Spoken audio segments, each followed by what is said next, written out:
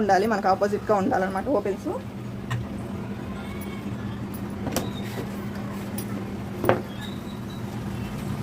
First అయితే ఒక 1/4 inch వరకు లైన్ గీసేయండి. 1/4 ఇంచ్ మార్జిన్ ఇచ్చేసేయండి. హ్యాండ్స్ వచ్చేసరికి 7 ఇంచెస్ అండి, ఖర్చుతో కలిపి 7 ఇంచెస్ అనమాట.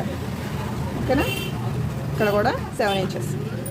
7 ఇంచెస్కి ఒక లైన్ అనేది గీసేసేయండి. ఇప్పుడు డౌన్ వచ్చేసరికి నాకు 2.5 అండి.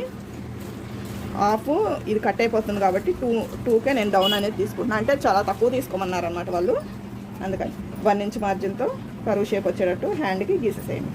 ఓకేనా, ఇంతేనండి. హ్యాండ్ కటింగ్ అయితే చాలా ఈజీ. నా మెథడ్లో అయితే ఆమ్ రౌండ్తో పని లేదు, ఎందుకంటే ఇక్కడ తప్పకుండా ఆమ్ రౌండ్ ఎంతో అది బ్లౌజ్కి చూసి జాయింట్ అయితే తప్పకుండా పడిద్ది, ఎందుకంటే బ్లౌజు మీడియం సైజ్ బ్లౌజ్ అన్నమాట. ఇదిగోండి, ఆమ్ రౌండ్ అయితే 8